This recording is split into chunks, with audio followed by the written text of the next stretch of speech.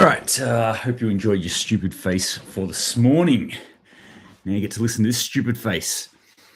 For those who haven't gone into my stories, or not to my stories, to my posts, obviously it captures the first little second of this video and posts it up there. So I'll do a stupid face. Good morning, welcome to the SitRep for the 25th of May 2022. I'm Stuart, aka Gads. That's just a nickname. Feel free to call me that if you want. And this is Ragnarok Survival, and this is the SitRep where I go through stories that I've looked at in the past 24 hours and things that are interesting to me, and then pull it apart from the perspective of a prepper, I guess. Somebody who is preparedness minded. Let's realize I'm looking like kind of like wildernessy today. It's cold. It's cold where I am in the world. All right, so first off, I want to say good morning to you, Sam's101. I want to say thank you very much to everyone who's been watching these and everyone who's been dropping comments. I really appreciate it. Especially, I actually went through, I didn't realize I was getting a whole heap of comments on the videos on YouTube. So this is recorded on Instagram and on YouTube.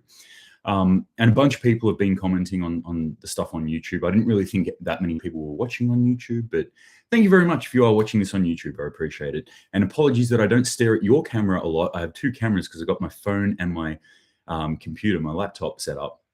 So I'm often not staring at one of you at any given time. And then I read off the screen when I'm reading the story. So there was a comment on that, and that's why I'm sort of like looking off into space a lot of the time for YouTube. I apologize about that, but that's just the way it is.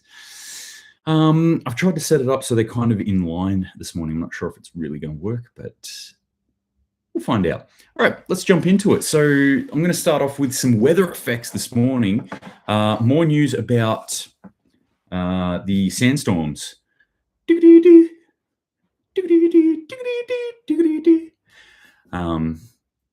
Another killer 90s reference there. Sandstorm, not the Darude version, but Iraq's version. So these killer sandstorms have been shutting down the airport. Huge sandstorms. It looks like the videos and the photos that are coming out of it are very apocalyptic. It actually reminds me of when we had the fires here, and when the fires were actually coming through your area, or you were in fighting the fires, it could quite often turn the entire area red around you. Looks very apocalyptic. Awesome. I'm glad you like that face, Jen. Always trying to come up with new, inventive, scary faces for people. Yeah, so these sandstorms, deadly ground sandstorms, have forced Iraq to slam state institutions shut for the day and close all airports as hundreds of citizens have developed health complications. So there's been at least one person who have died and thousands who have been hospitalized because of suffocation because of these sandstorms. So, big weather effects there. Obviously, wind in a sandy desert type country, and you're going to get sandstorms. But that's what they're seeing. They're seeing them throughout the Middle Eastern area and even over into Central Asia. They've had some sandstorms there. We'll go a little bit past Central Asia and go up into the Siberian plateau. Floods. So Yakutsk, I think it's pronounced, far eastern Russia into Siberia, the Siberian area. They're having quite a bit of flooding there. So that an emergency has been declared there. The city of Yakutsk in eastern Russia has found itself partially underwater as local authorities declare a state of emergency amid thawing season. So obviously they're the opposite to where we are in the world, in Australia, where they're coming out of winter and the snows are melting, and that causes a lot of flood to happen from that perspective. That's obviously something that we don't really feel the effects of in Australia unless you're around any of the alpine areas. You might get some limited flooding around spring. But for most of us, our floods are from rain in Australia. And also, we have floods in India. Now, these are huge floods. Horrific flash floods and landslides in India's northeast state of Assam have claimed at least 25 lives in the last 10 days. and reports coming out, this is from Al Jazeera, of about 650,000 plus people who have been displaced. So this is one of the big effects that I quite often talk about when it comes to weather effects that can happen to us, is the displacement.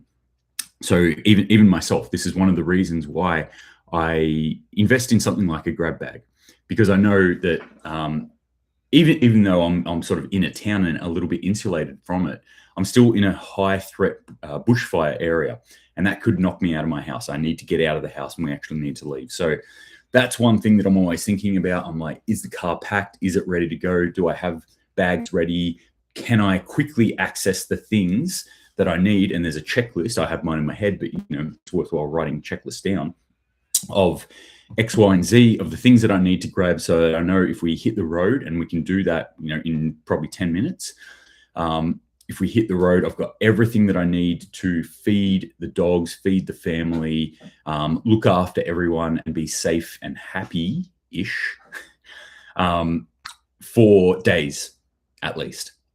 So that's something that we want to think about. So again, when I'm looking at these sort of stories, I'm not looking at them because the weather effects in India are going to affect us here in Australia per se.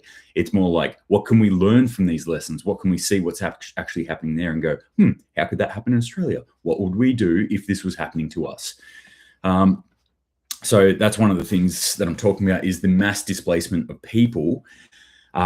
What's the effect of that? So it's not just me leaving my house. It's then, okay, what if there was also, there's not that many people in my area, but not even 100,000 people in my area. But what if I was stuck in an area where there were hundreds of thousands of people that have been displaced, that are desperate?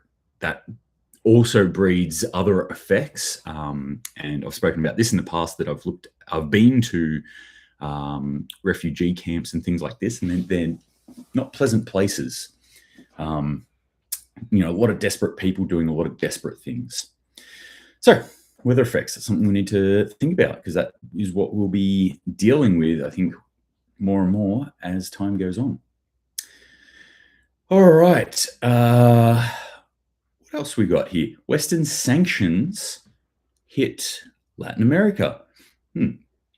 Sanctions on Russian exports, including fertilizer and other resources, are now starting to impact Latin America, with Russia being one of the world's largest fertilizer exports, accounting for more than 12% of the global market. The sanctions are putting the whole region on the verge of an agricultural crisis. Certainly haven't heard that term recently, have we? So more and more of these food related issues, and this is just the latest one, and again the blame being squarely thrown at the feet of the Russian people, or the Russian government, I should say, for doing what they're doing. And there was some other stuff on this, and I can't find it now. There was a lot of stories overnight. Anyway, continuing on, we don't need to harp on about that because we all know about it. This is something that I found slightly amusing. Another example for me of the self-destroying nature of what we might call leftist thinking. Where, the postmodernist thinking, where we go more and more into like separation of demographics of people, and go, this is this party, this is this party, look how this party treats this party, it's all bad. You know what I'm talking about. Anyway, the UN has slammed monkeypox reporting as homophobic and racist, because that the reporting, those foolish, naughty bigots who are reporting facts about this monkeypox, happen to also put the inconvenient fact at this point that a lot of the monkeypox in the UK, at least that I saw the reports, was coming up, that they were saying it seems to be quite a lot of it in the homosexual community. The idea being not that homosexuality has anything to do with it. It was just that there happened to be a large homosexual gathering happen in Spain, and now what they're probably seeing is that the after effects of that if it was running rampant around there, people have then gone home and gone like, oh, hang on, we've got this outbreak of monkeypox. That's one of the ideas that's going on there. But anyway, this sort of stuff pops up, and I find it interesting. It's like, well, do you want people to not report on it, that it is running around these communities, or do you want these communities to be ignored or not warned, or what exactly is your intent here? Because they're looking at it from the outside and going like, well, you're being unfair on the homosexual community here. And I look at it and go, well, is it more prolific at the moment in the homosexual community? Because that's probably important information. If I was a homosexual, I'd probably want to know that. Oh, it's more prolific in my community. Well, I need to take care and look out for it then. That's important information to me. Is again another example of like, no, we've got to curtail information to package it so no one gets offended. And in case you haven't picked up on it, I'm not really care about what people get offended or not. Like, that's a personal issue. If you take offense, it's a piece of information. I care about information. I care about information being put out to the highest resolution that it can. And I care about statistical data, and I care about like these sorts of things. Like, well, if we are going to just break people into demographics and not just say everyone, hey, like monkeypox, like we should just warn everyone, I guess. Hey, out there, it's a problem. But if it's going around in a certain community, like if it was, hey, there's monkeypox going around in bearded tattooed guys, that's information that I wouldn't want to know. I would be like, yeah, okay, cool. Thank you for letting me know that, because I'm a tattooed bearded dude. So I kind of, it benefits me to know that. Anyway, that just popped up in my wheelhouse, and yet another example of the curtailing of accurate information in our world and how we have to be very wary of it. By the way, if anyone took from that I'm homophobic in any way, I'm actually not. I have many friends and many relatives, including one of my very closest blood relatives, i.e. sibling, who is gay, who is a homosexual. So I have absolutely zero qualms with people and their choices. I'm libertarian, and so I believe that people should choose whatever they want to do, as long as it does no harm to others. All right. What else is happening in the world? Just to switch gears a little bit. Let's talk about civil unrest in Istanbul. So Turkey, I did allude to this. I did talk about this, that this is something that I've been discussing with one of my contacts, one of my sources that I talk to quite often through Instagram, who lives over in this entire area, bounces around in this area, talking about the civil unrest that's starting to build within Turkey and the issues that Turkey are having, obviously with inflation going like absolutely nuts there. They're starting to hit some hard walls and some realities that the people are not liking. And so what we're going to see is civil unrest. So we've got anti-war protests now, is what this is being reported as. I want to caveat this. This is Russian propaganda reporting too, that the Russian propaganda is saying, hey, Turkey's rioting. Their people are rioting because they don't want the war. Interesting take on it. But that's what they're saying it's about. I don't know. I think there's probably multifaceted reasons why people are rioting. It's rarely just one issue that is a full-blown riot, or even a protest for that matter. But there are underlying issues of anger, of angst, and the people in Turkey have probably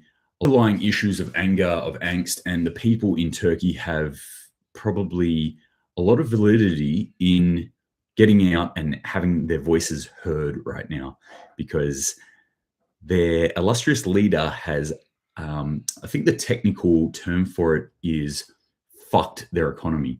I'm not sure if any other economists have heard that term before, but that's one of the terms that I often use, that Erdogan has just absolutely fucked their economy, to the point where, like, if you kind of like, I'm not an economist, I'm kind of amateur in a sense that I look at the economy a lot and go, okay, yeah, I see what's happening. I look at the policies that he's come out with consistently over a long time period now and go like, I'm baffled here. Does he actually think that what he's doing is going to work, even though every single historical example of what he is doing right now has ended exactly where it's ending right now for Turkey, which is in hyperinflation. So does he think it's going to work now for some reason? Or is he actively trying to destroy the Iran? But that's what he's doing, and he is destroying it. Okay, so this one really popped into my newsfeed this morning, and I was like, whoa, hang on, that's interesting. People should be looking at that and going, wait a minute. Saudi Arabia signals backing for Russia in OPEC plus. So this is one of the things that I thought was interesting, and I'll get to the other one in a sec. Where is it? Yeah, here it is. Iran and Oman, two different countries, by the way, and dislocated by a bit of distance, to develop shared oil fields. So the two nations are forming a committee to jointly develop an oil field across their mutual sea border. So, I'm always very interested in what countries are doing what deals with whom and how they are looking after each other, and how it's building at the moment. We're seeing the fulcrum point being oil. At least this is the interpretation I'm seeing. I'm seeing this fulcrum point of oil, and I'm seeing Saudi Arabia doing some things. Saudi Arabia traditionally being very pro-US. It's kind of like the Saudi Arabia was one of the keystones of the petrodollar, which is the fundament of our economic system, really, that we have at the moment. And what we're witnessing at the moment is the capsizing of that. It's changing over into something else. So we're seeing Saudi Arabia signals starting to do deals in yuan with China. We're starting to see Saudi Arabia going like, cool. Like what they're basically saying here is, yeah, Russia, terrible. No one likes what Russia did, and we should definitely sanction them, but not the oil. That's a different thing. All right. They've got a gang here, essentially, called OPEC or OPEC plus. OPEC it's a cartel. It's mafia, essentially. They're sitting there and they go, well, we got the oil, and what are you going to do about it? We set the price. We do what we want, and the rest of you just nod and say yes. And if you don't like that, then I don't know, start walking. Buy a horse. Money. So they're essentially saying, look, yeah, we get it. Sanctions, gotta punish them. Don't touch the oil. Don't touch the oil. So again, yet another sign that Russia's going to be able to sell their oil, and probably legitimately, if OPEC get their way, that Russia will be able to sell their oil legitimately, which again is another slap in the face of these sanctions that US think that are crushing Russia. And I'm certain that there are effects. There are absolutely effects on the ground to Russians. Excellent Russian accent. But it's the average Joes or average Dimitris on the ground in Russia who are getting punished by sanctions. And it's the average Dietas and Jacques in Europe who are getting punished on the ground by sanctions. It was one of the things right from the start where I'm like, sanctions, oh man, this is not going to end well. I get why they did it. I get how they felt constrained to do that. It all makes sense to look at it. However, when you take out all the other stuff and you apply pure logic to it, you're like, that's not going to work. It's going to hurt average people, not the people that you want to hurt, and it's going to hurt your people. The West is who it's going to hurt. Now, like I said before, Latin America, and it's starting to echo out. And the people who are really going to get punished are Africa. Watch Africa crumble over the next couple of weeks. It's going to be horrific to watch, or don't watch it. if you're not into that sort of stuff, but I will watch it because that's what I do. I'm a watcher. All right. Inflation concerns are soaring around the world. So this is a lot of shit's coming out of this Davos thing, the World Economic Forum at the moment. A lot of it disturbing, and I'm going to guess by the majority of people who probably follow me that you're probably on it anyway. You're probably watching the reporting that's coming out. It's probably getting slanted in a certain way to tickle your fancy, probably more in the conspiratorial way. But there's actually some interesting stuff that's coming out of the World Economic Forum. Anyway, a lot of people are getting really concerned about inflation. So World Economic Forum has convened over in Davos, and there's a few things that they shared that they're going to talk about at this one. Ukraine-Russian thing being probably the big thing, food shortages being the big thing, and I would have said this should have been the biggest thing, like to the almost ignoring everything else. Climate change is also like apparently the big thing that they're talking about. There seems to be a lot of information coming out of that, and inflation. Inflation was thrown in there as well, but inflation for the average people is what they want to talk about. So of those four things that I just mentioned, that the world elite, the rich of the rich, are talking about, inflation is probably thrown in there, tacked in at the end. They're like, oh, this is a concern, something we're going to worry about. But, really at the end of the day, it's something we can make money off, so we're not too worried about it. It's us on the ground who have to deal with inflation. So unsurprisingly, it's us on the ground who are concerned about it. This is what the countries, as in the constituents, the people who make up a country, are actually concerned about. And there was a cool little graph that was put out on, who put this out? Zero Hedge is where I read it, and I'm not sure who created the graph. Let me see. Statistas Anna Fleck. Good on you, Anna Fleck. Put out this little graph, which was data from the Global Consumer Survey. And it's got just a bunch of different countries. Australia was not in this country. I think we're more concerned about cricket scores and how much Scott Morrison's not earning anymore than we are about inflation right now. Just to give you from descending order from top to bottom of countries most concerned about inflation: Russia, Argentina, Brazil, yep, Turkey. Also got there Great Britain, Spain, US, Mexico, Germany, India, Italy, and China being right down the bottom of the countries that they surveyed. So you can see there what that span is of people who are concerned about inflation. I'm guessing China probably less concerned about inflation. Fixed prices. Argentina, Russia, like the reporting hasn't really come out. I would not be shocked if Russia is in a state of hyperinflation right now. But Argentina certainly is. Brazil, I would say is, and Turkey we know definitely is. And Britain, I wouldn't be surprised if they are close to hyperinflation and really fudging the numbers in that country. More news from more bigwigs in the economic world. This one is from Schiff, Peter Schiff.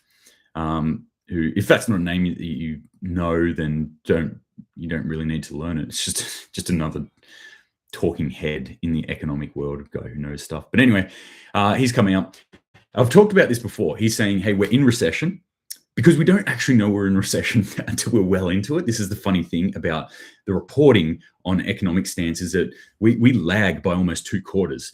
So we're starting stances that we lag by almost 2 quarters. So we're starting to get the data from quarter this particular year. So you can see we're almost halfway through the year. So that's why when they say, oh, we could be in recession at the moment, you're like, wouldn't we fucking know we're in recession? It's like, no, we don't. It takes time to actually get all that in, to look at it and analyze it and go like, recession. That's probably like that's how I imagine the person does it. It's like this fat white guy has jowls and glasses, and he's like, oh, recession. We're in recession. yeah, Peter Schiff's come out and he said, yeah, we're in recession. And a lot of people are saying, yep, we're going to be in recession. Like that's a thing, but it's not going to be a huge recession. Peter Schiff's saying we're in recession. It's not going to be mild. Don't listen to him. It's not going to be mild. It's going to be, Sam's 101. Yeah, my grandparents are in Germany and they say inflation is really bad there. Everything's very expensive. Yep. I mean, yeah, I've been to Germany and everything's expensive there at the best of times. Just one of those countries, but if German people, if the Deutsche Volk, I don't know if that's the correct term, but I'm going to pretend it is, are saying that things are expensive there, then they're probably like, they're feeling it. But certainly, like, Germany is one of those points in Europe that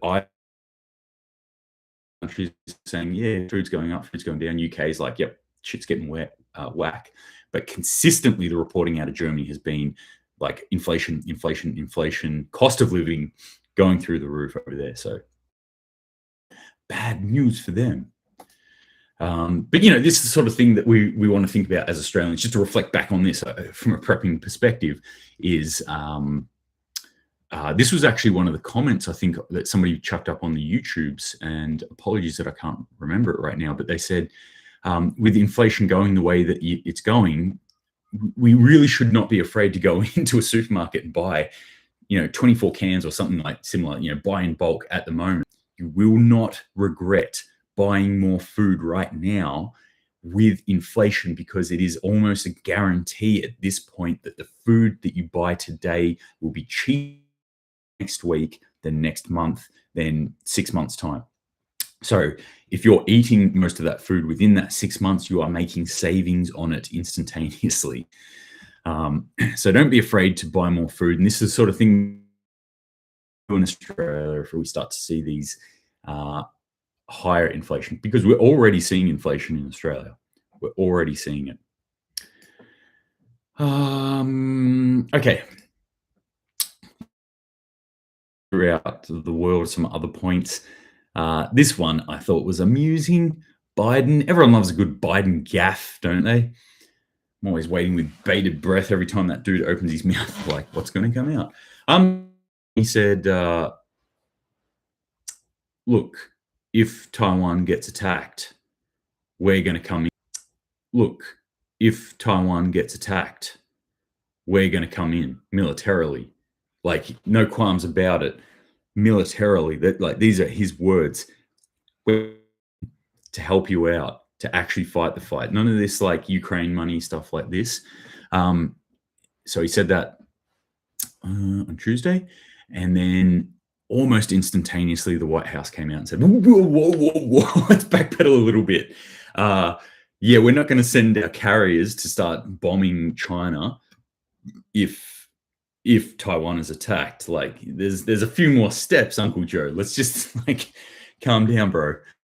They've been in backpedal mode a little bit on that, but it's pretty strong languaging, and I think I don't know if it's true or if at least Biden just believes it. He said it a couple of times, or something to the effect a couple of times now. Tensions in this area are increasing, and there's some more stuff about this. Actually, I want to dig this up because it is interesting. Where are we? Excuse me for a second. Just hum amongst yourselves there. La la la la la. Joe Biden said that the United States intends to intervene militarily in the event that China invades Taiwan, noting that the burden to defend the island nation is even stronger following Russia's military actions in Ukraine. That's coming out of Rebel News. And this coming out of the Taiwan News, leaked audio reveals Chinese commanders planning mobilization for war with Taiwan. In this day and age of information wars, I don't know where this sits. I read this and I'm like, oh, wait a minute, hang on. My first reaction was, oh, could this be it? Like, is China, have they stuffed up and leaked some news that they're actually gearing up to do this? And then I thought about it. I'm like, China is much more sneaky than this. Now, why would they want to leak that news? Or why would somebody else want to leak that news or put that news out there? I just find that very, very interesting of Zelensky circa January here, where he was saying, Russia's coming, please, world community, you need to listen to this. Russia is coming. And then the world community kind of cottoned on, and we had Biden coming out and saying, like, Russia's going to invade. We had Boris coming out, invade. Then Russia invaded. So what we're seeing is Taiwan starting to go China is going to invade. We've also got Uncle Joe saying China invades. I'm going to square up, and no more ice cream. We're gonna fight. Put down a tapioca pudding. Come out, punch you, America. So more build up that's going on here, more increased conflict that's happening in this area, in our neck of the woods. What else is China doing in this space? Their foreign minister, Wang Yi, is setting off to the Pacific nations. So he's going to bounce around the Pacific nations. I think what they're trying to do here is shore up some of their alliances or economic assurances to some of these countries. What it looks like is they're actually trying to concrete a position at the moment within this area of the world. That's what it looks like for me on the outside looking in. I'm not a military strategic expert by any stretch of the imagination. I am not sitting in the Special Operations Command at all, looking at blips on GPS maps. I am just a dude who's reading the news. Okay, so take from that what you will, but when I look at these news, and that reporting's from ABC in Australia, so it's communist news as far as I'm concerned. Just joking, but I'm not. We got to look at what's happening there and try and have a look at what way the wind is blowing, because this is the wind that will affect Australia. Okay, if China moves, this will 100% affect your life. Maybe not the day of, maybe not the week of, but within months, we will see a very, very different Australia. A mobilization, I would say, of Australia. So prepare thyself for that eventuality. Okay, back over in Europe, Hungarian PM Viktor Orban declares wartime state of emergency immediately after new government installed. So new government comes in and he says, guess what? War. We're at war. I'm declaring war. What does this mean? It means that his government can make immediate decisions. There are very different rules for wartime government as there are to normal time government. So he's come out and said, no, we're at war. It's all happening. I now have supreme power. More power grabs is what I'm seeing around the world. Okay. Oh man, there's so much stuff this morning to get through. Little bit of bad news coming out of the US. There's a shooting that's happened in the early hours of this morning in a school, and it appears that 14 children and a teacher are dead. In Texas, near the US-Mexican border, the suspect has been identified as one Salvador Ramos. So tragic news, another shooting that's happened there in the US. And I like to report on those from the perspective of trying to keep ourselves safe. I think situational awareness, things that you can actually build into your preps, into your personal life, into your psyche. Being aware of what's happening around you. There are dangerous people out there. I'm not saying that dangerous things happen, but dangerous things can happen. There are dangerous people out there. There are predators. There are monsters that do live in and amongst us. Take care when you're out there. Keep your eyes open and pay attention to what is happening around you. You're very welcome. So thanks for reading the news and sharing my take on it. You are very welcome. And I'll continue to do that as long as you guys want to listen to my rambles. Very happy to do it. So, all right, last two stories that I want to talk about, and then I'm going to cut everything else away because I feel like I've been talking for years at this point. Let's talk about going green. This is a big push. This is what's coming at us at the moment. We've got climate change. We've got people protesting. We've got Extinction Rebellion doing more Extinction Rebellion things. There are a group who does protest of a pretty extreme degree. So how does that fit in with our green narrative? Well, it doesn't. Let's take two little examples here. Germany plans to temporarily activate coal and oil-fired power plants by decree in case Russia cuts off gas exports in the country. So Russia has cut off at least to two countries in Europe, saying no rubles, no gas. And so Germany's preparing for that. And what are they looking towards? Back to coal. Burn some coal. How's that green thing working out for y'all? US considers ditching green principles to combat gas price spike. So now I'm not like anti-green or anything. Like, my personal take on it is I want to live as off-grid as possible. I don't want to be reliant on fossil fuels as much as I can. I just think the idea that we can like snap our fingers and all of a sudden become a green world, have a new Green Deal and everything will be great. I love that idea. I really, really love that idea. I also think it's utter bullshit. Like, it's just not. Going green, I think, is something that will take time. Okay, let me put it in this perspective. I used to train people, like physical trainer, like PT type stuff. People come in, overweight people, and be like, okay, I've watched The Biggest Loser. I want to lose 20 kilos in 6 weeks. And I'm like, that's utter bullshit. Like, stop eating and drinking water. In fact, if you die right now, you'll probably lose 20 kilos in 6 weeks. How long did it take you to put that weight on? Oh, well, I guess, there was no start point, but I've done it over 4 years. I'm like, cool. All right, 4 years it took you to put 20 kilos on. 4 years, it should probably take you to get it off. Same as this. We didn't just jump into fossil fuels and like build up this economy and this entire system overnight. Rome was not built in a day. The dirty energy was not built in a day.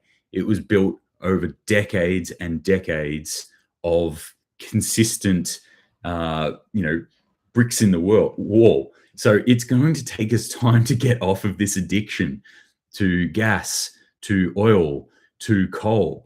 All right, all this shit, we know it's not good. We know it's bad, but what we need to do is take steps towards getting off it, not just fucking throw it out the window, because we're all going to fall on our faces. And people will die, people will go cold, people will go hungry, and there'll be a lot of human misery and suffering and death because of it. So we need to be realistic about this.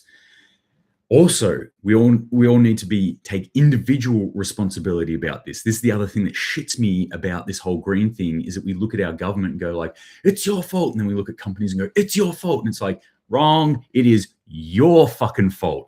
You are the one who owns a car, who buys petrol, who buys the food that was created with this entire system. And I'm pointing directly at myself as well, because I do it. I do the whole thing. So what do I do to try and make my life greener? I don't sit there and yell at politicians to do it. And I don't expect anything from politicians, because I think they're all ass clowns and their ability to actually do anything effective in this world is fucking minimal. I take it upon myself to do it. And I start gardening, and I start looking at my food system and think about how can I create this and create more sustainable lifestyle within my family, within my community, and encourage people around me to do it as well. So that's all I'm going to talk about today.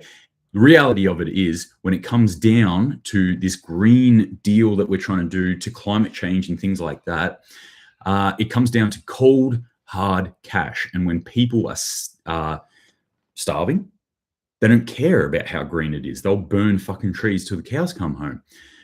When people are not able to get around and are cold, they don't care about green, okay? And when people, even in this situation, are hurting financially, like they just want to lower the price of petrol at the Bowser in the US. again, what's the first thing that goes? Green. So if we want a green world, we have to make it ourselves. So that's what I'm going to leave you on today is self-responsibility, gang. It's all up to us. It's up to on about this, but this is what the point of this channel is. It's not just like we got to prep for the fucking apocalypse and sit in our bunkers with our beans and bullets. It's about, no, we need to think about what can go wrong in this world, how our society at the moment, how we are viewing the end of the world as we know it. So it's just a change in what we're going through, and what kind of world we want actually for ourselves and for our children and for our children's children. So it's on us. It's our responsibility. It's time for us to step up and start doing it. Put up or shut up. Cool. I don't know if that's a happy note. Probably haven't drunk enough coffee this morning to be happy. But I wish you all well on this fine Wednesday morning. Hello, dog. You want to come up and join? Come up here. Come on. Jump up. Yes. Hey, say hi to everyone. Who's that? Over here. Oh, hello. Finish off on a high with some puppy dogs. Yay. Thanks everyone again for joining. Thanks everyone again for the comments. Thanks, Jen. Appreciate everyone who lets their thoughts be known, whether it's negative, whether it's positive. I always like to hear from you. If you've got any questions, as always, shoot them through to me. Love chatting all things prepping. Keep prepping. Keep your eyes open. Semper Paratus.